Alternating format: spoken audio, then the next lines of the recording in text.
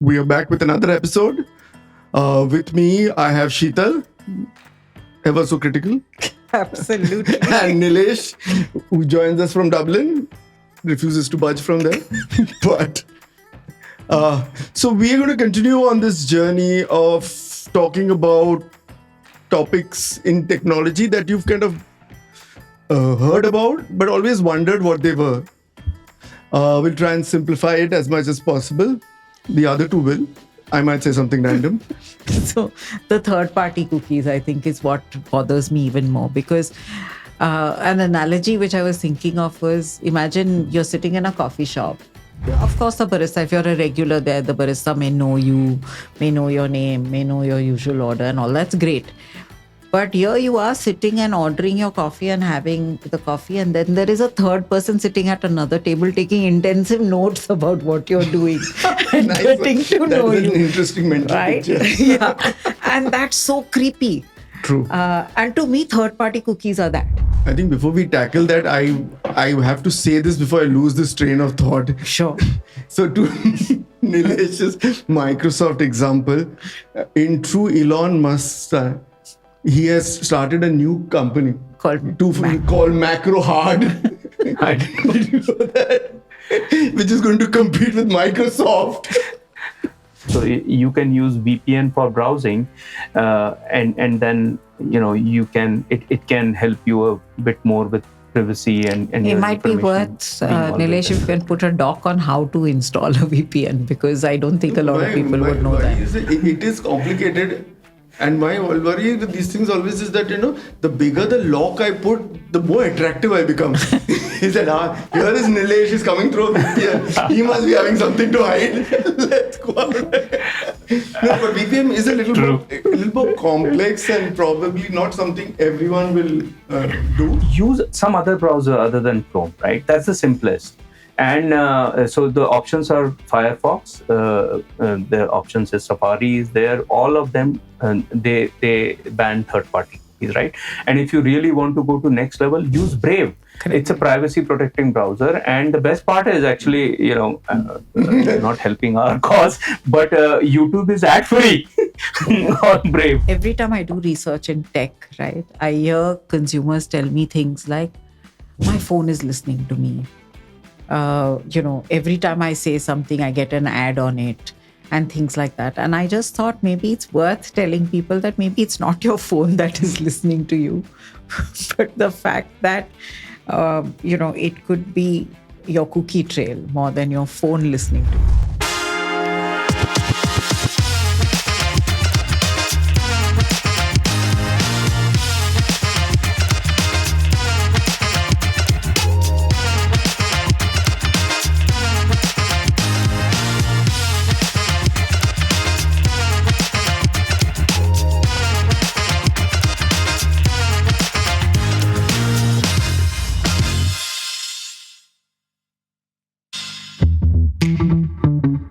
Hi everyone, this is Samiran, part of the Techies Banter team.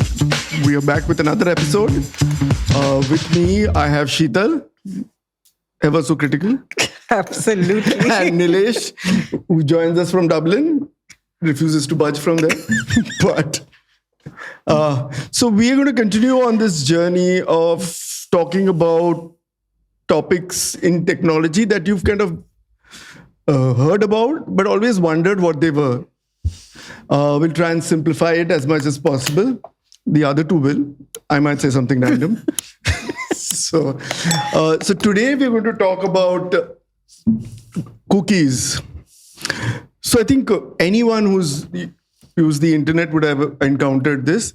And I think especially after GDPR, because GDPR forces you to, the website to seek your permission before they can install cookies.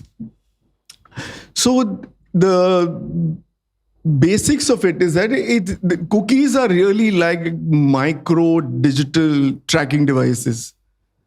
They were discovered or kind of invented in 1994 by a Netscape engineer, Lou Montelli, I think. He just wanted to figure out a tracking mechanism for what was left in your shopping cart. How did you get there? Just something simple. But obviously that has kind of grown and now possibly weaponized, because obviously it is in the interest in the websites to know what you do exactly. Statistics say that every website visit could lead to the installing of as many as 20 cookies on your native browser, which means they know exactly what you're doing. And make no mistake, we enjoy that also, because that gives you personalization. They know exactly, you love that feeling that I bought a red shoe, now maybe why don't you try a green one? Oh, you didn't buy this cosmetic and spent the money on rent, but here is another cosmetic, or stuff like that. So today we're going to explore this complex but not so complex world of cookies, what they mean, what they do, and especially what you as a consumer may be able to do to have the choice of giving your data or not giving your data. Okay. And I think that was as simply said as I could possibly say it. So it's just to make it less tech from what Samiran said, think of cookies as digital post-it notes, right? It's an interesting way to do it, right? They don't store your deepest, darkest secrets, okay? But they do know that you chose a dark mode, or they do know that you left a blender in Amazon, the cart, or they do know that you logged in yesterday. So I keep thinking of them as digital post-it notes. You can clear them out, you can trash them out, etc. But they exist. But the interesting thing is that there are multiple types of cookies, right? True. One is the first party cookie that you have, which is you go to Amazon and Amazon has a cookie. But what is worrying is what I call the other kind of cookie, which is the ones who actually are taking a free ride. So the third party cookies, I think, is what bothers me even more, because an analogy which I was thinking of was, imagine you're sitting in a coffee shop. Of course, the barista, if you're a regular there, the barista may know you, may know your name, may know your usual order and all. That's great. But here you are sitting and ordering your coffee and having the coffee. And then there is a third person sitting at another table taking intensive notes about what you're doing and Nice. getting to know That is you. an interesting mental Right? picture. Yeah. And that's so creepy.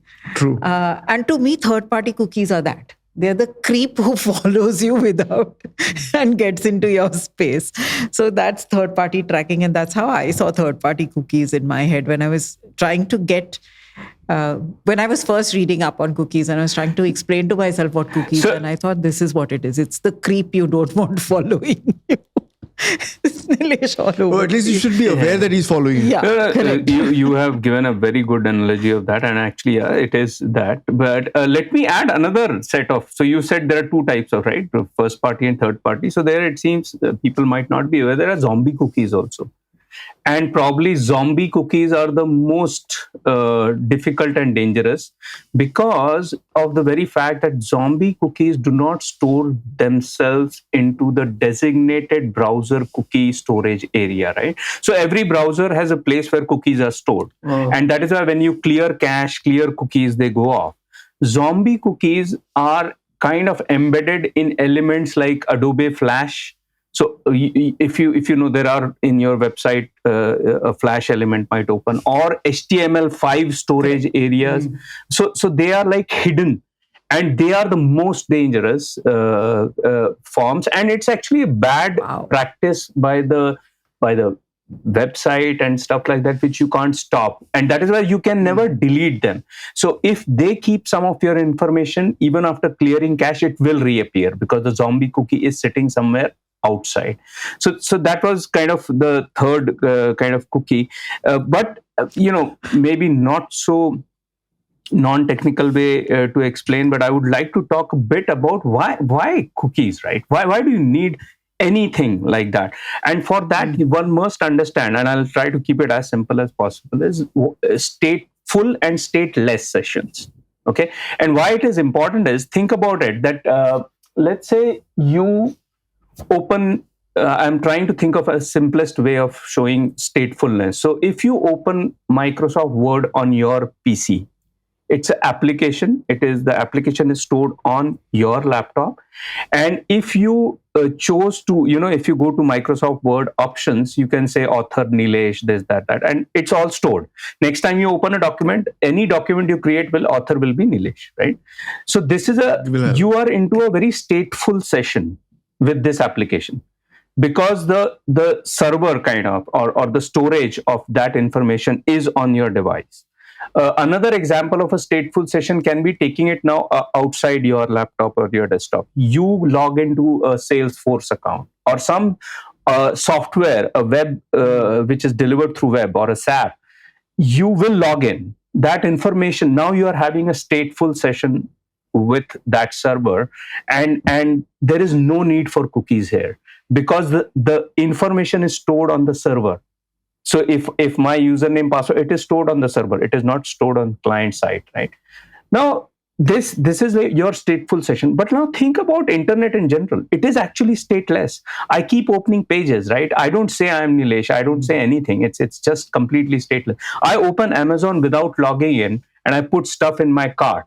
And like Samiran mentioned, that is where actually the need came. How do you bring statefulness to a stateless application? Because next time I would have opened my browser, I wouldn't say the cart, right? I never logged in. How will the server know that this is the same guy who had put a shoe in his cart?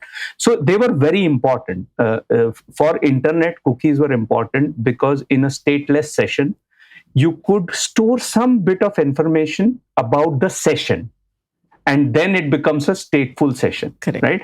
And it was, when you think of those kind of first party cookies, they mostly maintain session, and they are actually benign. They are needed, and that is something you would want, right? I mean, you would want some amount of information. It will be so frustrating every time you open and your cart is empty, or some basic stuff also. You need those kind of information to be remembered, right?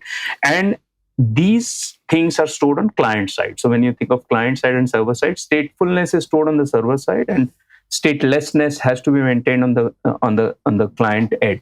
So this was like a quick, I don't know how non-technical it was, but the statelessness and statefulness is important to understand why cookies, they are not the most dangerous thing invented. There was a reason for it, but like Sheetal, you mentioned, I think third-party cookies and zombie cookies are something which we need to be aware of and kind of save ourselves from. So, sorry, Samiran, but every time I do research in tech, right, I hear consumers tell me things like, my phone is listening to me.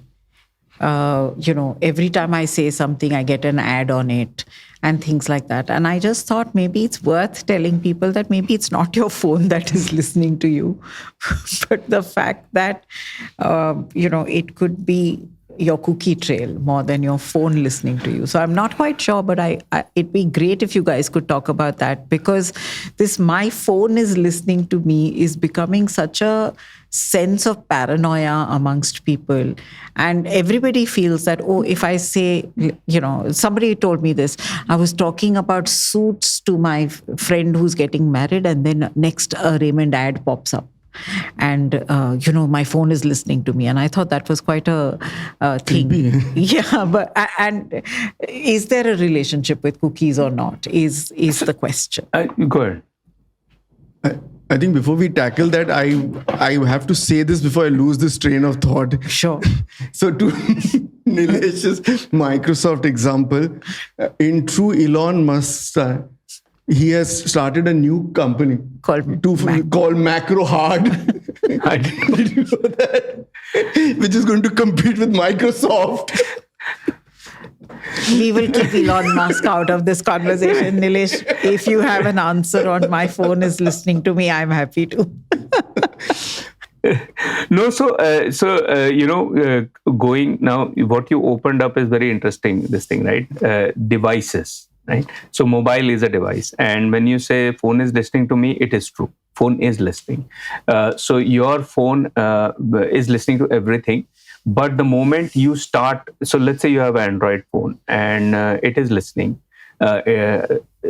storing locally, transmitting when required. So the moment you say, hey, hi, Google, or whatever, Siri or Alexa, it takes a context of what was happening actually. So it has to keep, so that is why it has to keep listening, because the context of conversation will only be created if it was always listening. So it does listen to you, right? And there is now the moment you interact is when it contextualizes whatever information it has and discards whatever was it won't kind of keep the history of it. Now coming to, so it can happen, what you said is absolutely right. I mean, if it hears it, it will contextualize and show you stuff. So that is happening. The thing is, do cookies come into picture? Yes, they do in some shape or form.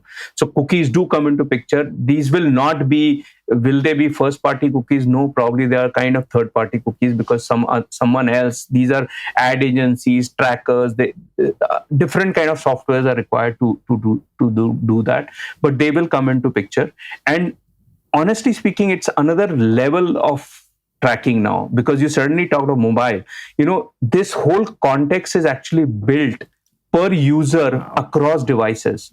So it is, this whole cookie business has got so much innovation being done that actually it contextualizes you and all your devices. So it is not just, so now we are going into that domain of surveillance, right, whereby you have third party cookies now. Not just that, they are creating something called IDs. Okay, so apps, iOS and Android apps have something called a mobile ID, which is kind of a signature and a fingerprint of your device.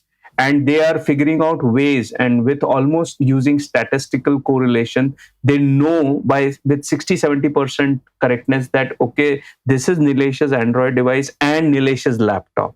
Now I know his, two devices, and I can marry the context across these devices and give further personalized stuff. So yeah, it's true. And honestly speaking, we all hate those ads, because sometimes I find them stupid and dumb. Because let's say I'm looking for a shoe, and probably I bought it in that session itself, right? For next 2 days I'm looking at the same shoe. I mean, I'm done and dusted, man. I mean, get over it types. But some of them are supposed to be intelligent, that if I bought a shoe, I might need socks.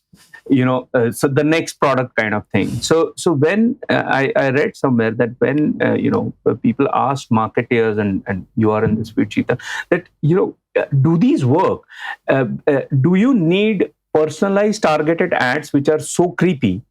And we most of the times, so it feels it doesn't work, right? I would rather, if at all you have to give ads, you could do a contextual ad. If you am visiting a website of travel, probably you can give me you are not knowing me, but you are giving me what is in the context of that, but not a personalized one. But supposedly marketers say that, yeah, personalized ad works.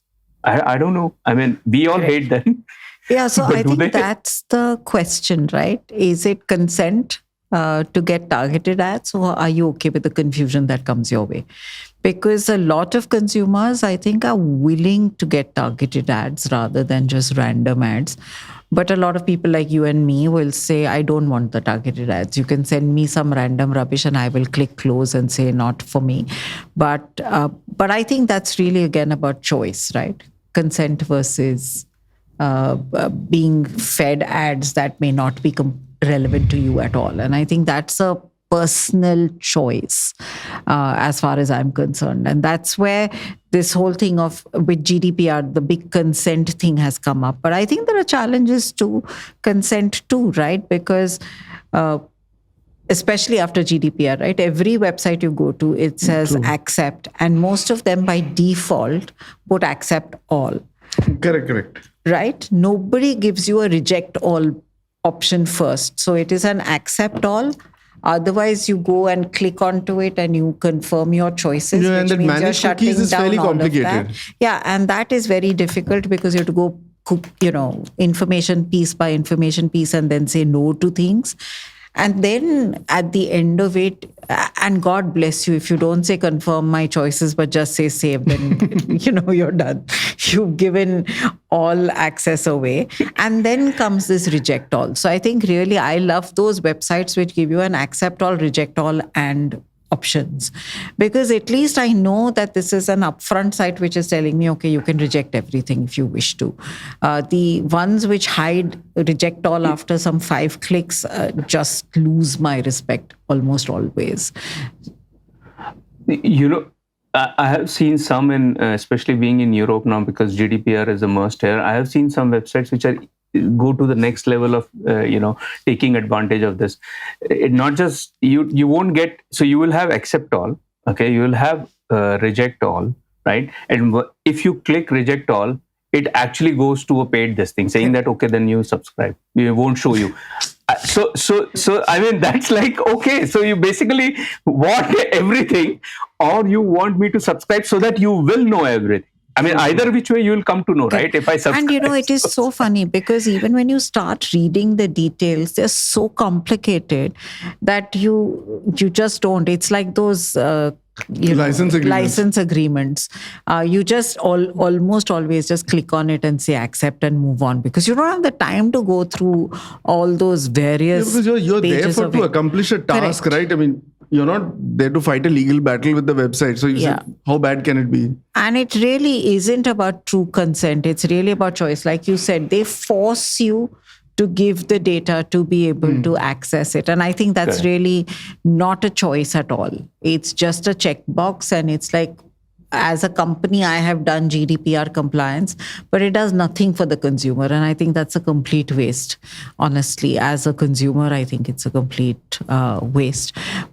And therefore, I think the question we have to really ask ourselves is, are we choosing, or are we just doing stuff by default? And that's the question, because cookies are good and cookies can be villains. The choice that you make is really going to define what it is.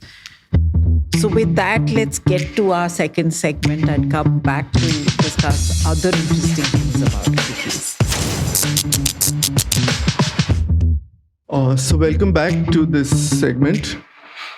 I think where Sheetal left off was talking about cookies being good and essential, but then they could also be villainous. So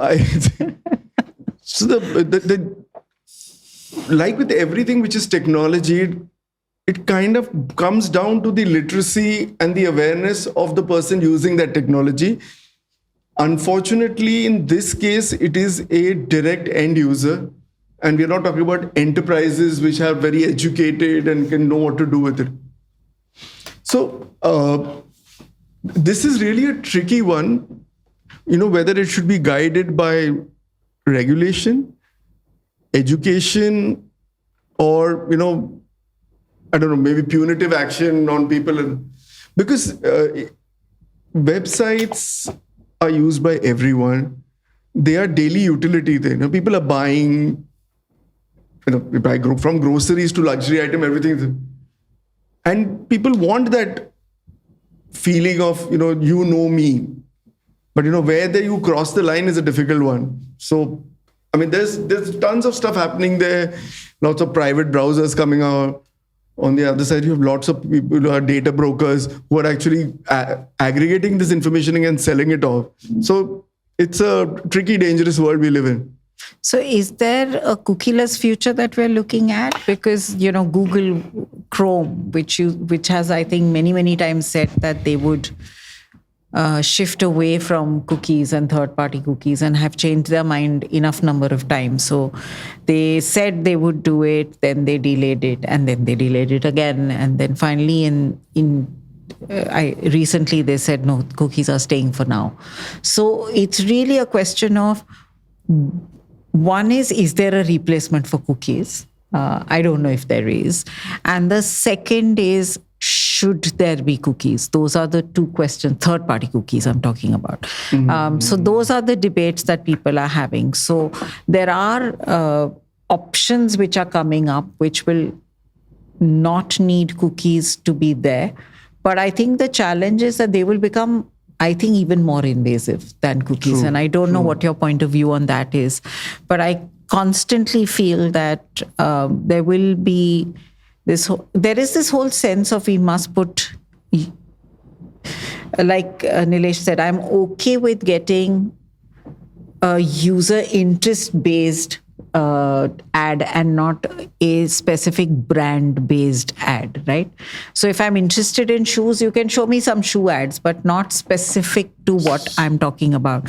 So I don't know if there is this whole sense of cohort based advertising which works better than individually targeted ads. So before Nilesh comes in, I think I'll I think this is going to just get worse.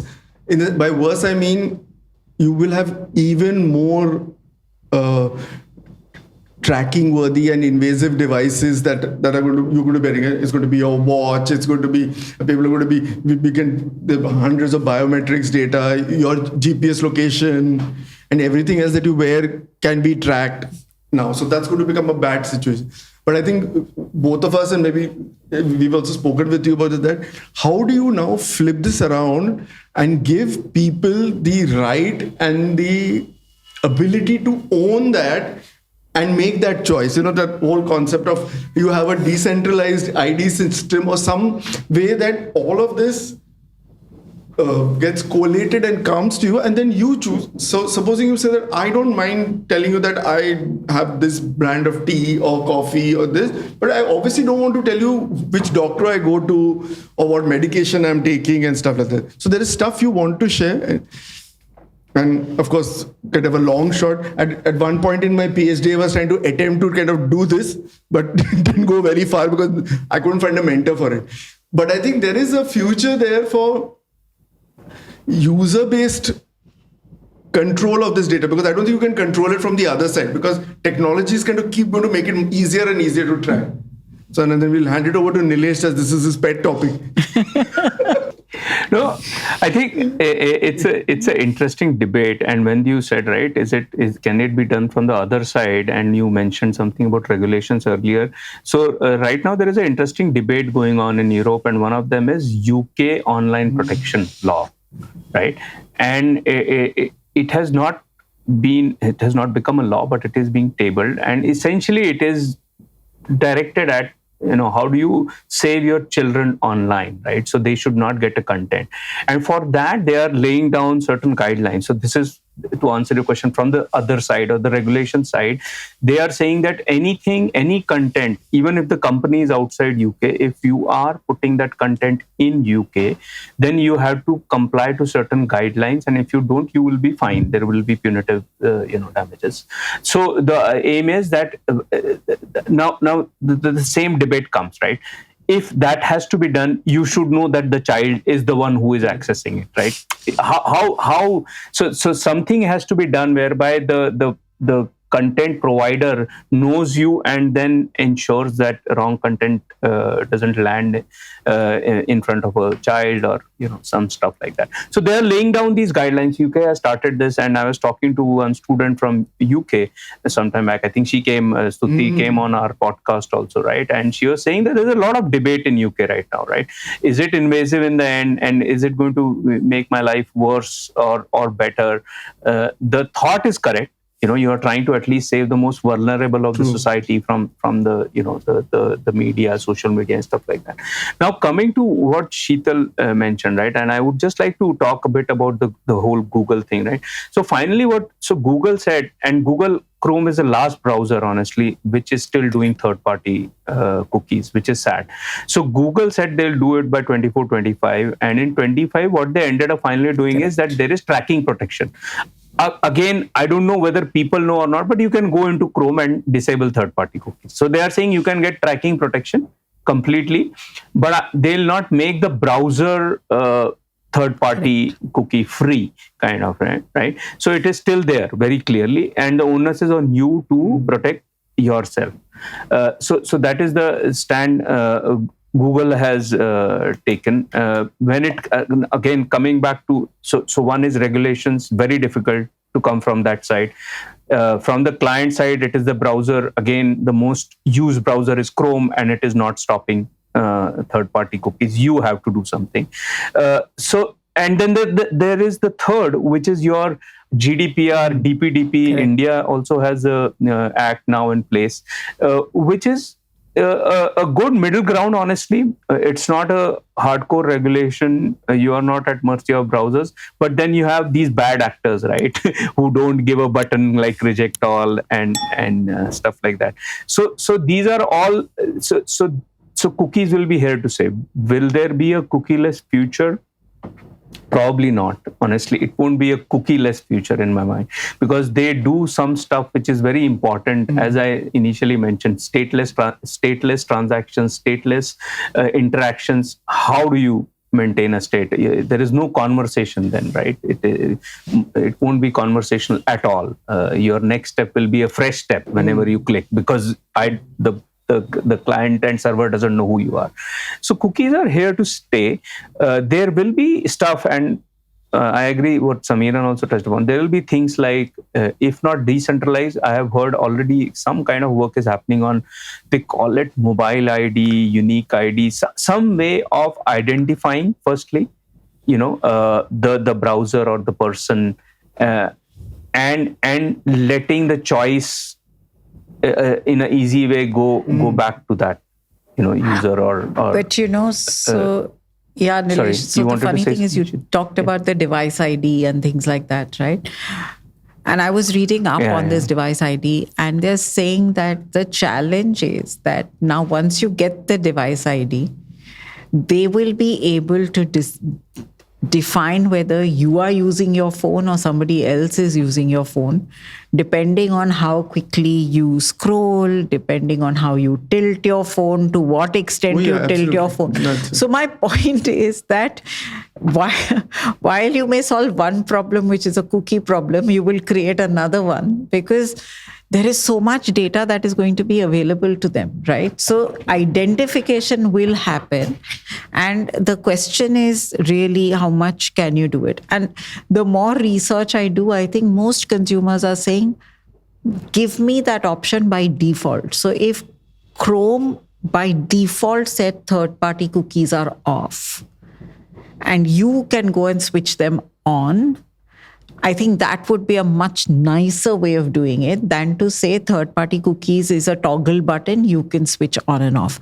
Put it off by default, right? So that even the ones who are not as educated or not as exposed are not at risk.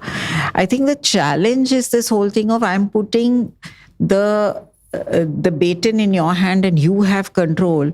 No, but not everybody has enough awareness and knowledge to exercise the control. So put it off by default. And it's as simple as that, right? It's as simple as that. Europe has always been much more individual freedom centric, I mean, they've been very much about choice, and nobody should know what I'm doing, I should do everything. Even the US is not so crazy about independence. They're okay at some level if they give away data, and kind of as you move towards China and all that, I mean, it kind of takes a different shape completely. So I would imagine it's a very difficult thing to kind of do a one thing fits all, which is why people like Chrome get away with not doing it, because there's always someone who's okay with it. If you're just okay with it, it's good enough. Yeah, but that's my point. As an organization, if ethically you are bound by something or morally, then start with a default option which protects. And then if somebody wants to give away their option, that's their choice, right? Not the reverse is the only point I'm making. I think when you are absolutely right, Sheetal. That's the simplest and easiest thing they should have done. But honestly, when you look at Google, and if you ask someone, everyone will say, "Oh, what is Google?" You'll say it's a search engine company or a browser. They have Chrome, Android. Honestly, it is a marketing agency. Right? Facebook is a marketing agency. You look at their revenue lines, their biggest revenue comes from ads.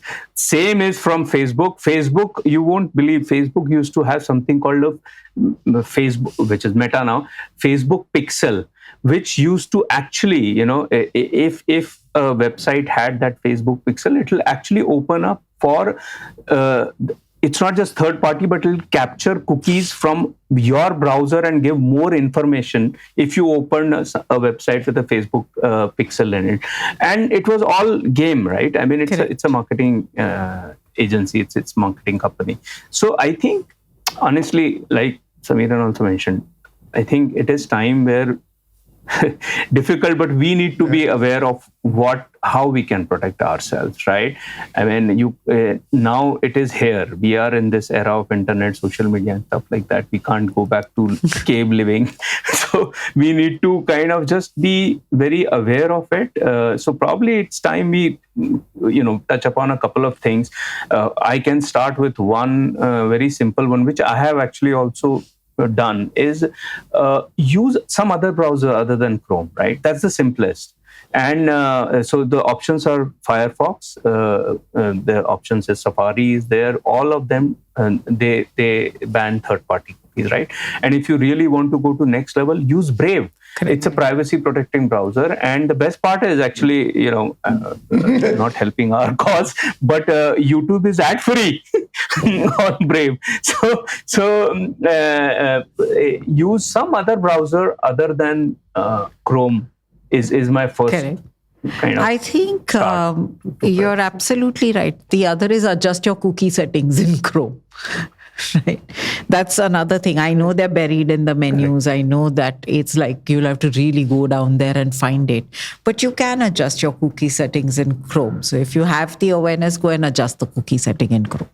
So I think and then the next level of that is that, of course, go down and there are ways to delete data that is held within Chrome and the Google infrastructure. I mean, not all of it, but some of it.